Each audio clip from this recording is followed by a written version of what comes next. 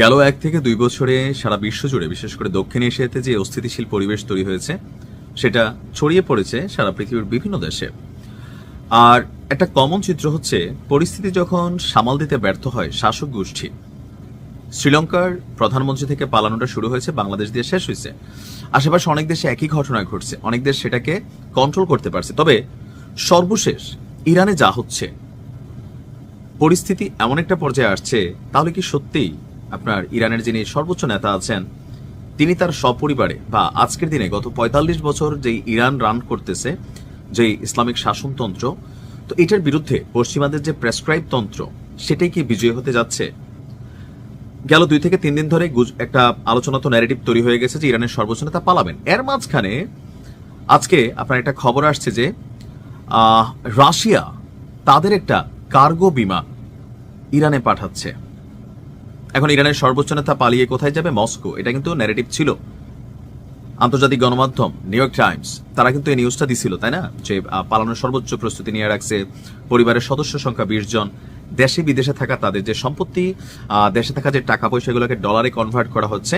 আর একটা বিশেষ বিমানে করে তারা রাশিয়ার রাজধানী মস্কোতে যাবেন।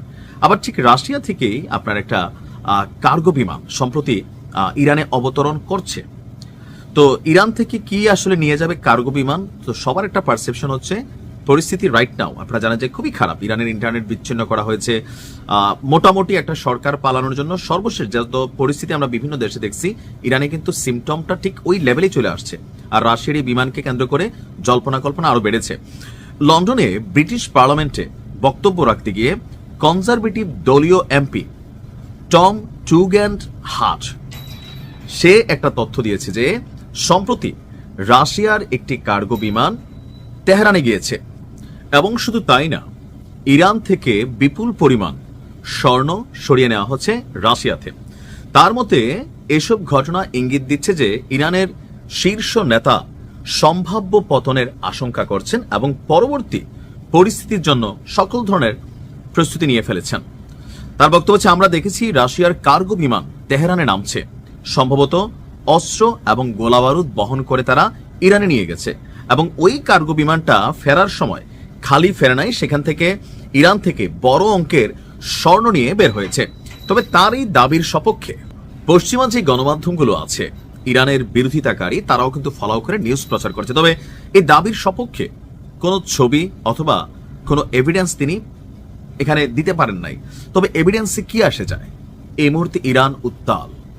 একটা ছোট্ট অগ্নিস্ফুলিঙ্গ থেকে বিশাল একটা ঘটনা ঘটবে। তবে এই ঘটনা যদি ঘটে, আপনার এখানে যেটা হবে যে ইরান, ওই যে ট্রাম্প একটা টুপির ছবি প্রকাশ করছিল যে মেক ইরান গ্রেট অ্যাগেইন, 1979 সালের আগে বা 77-এর আগে যে ইরান ছিল সেই ইরানে ফিরে যাবে। আর সেই ইরান ছিল গোলামের ইরান, সেই ইরান ছিল পশ্চিমাদের রুটিতে পালা একটা ইরান। সেই ইরানে রাজত্ব করত পশ্চিমাদের বিভিন্ন এজেন্টরা। ইরাক শেষ, আফগানিস্তান শেষ, সিরিয়া শেষ, সৌদি, দুবাই এগুলো তো আগেই কন্ট্রোলিংয়ে আছে, বাকি ছিল ইরান। একা লড়াই করে আসছিল। তবে এই লড়াইটা আসলে এতটা কঠিন হয়ে যাবে হুট করে। ইরানের বক্তব্য শুনছেন তো, টোটাল খেলাটা ইসলি এবং এখানে মার্কিনীদের যে এজেন্ট আছে তারাই কিন্তু আসলে এই খেলাটা খেলাচ্ছে।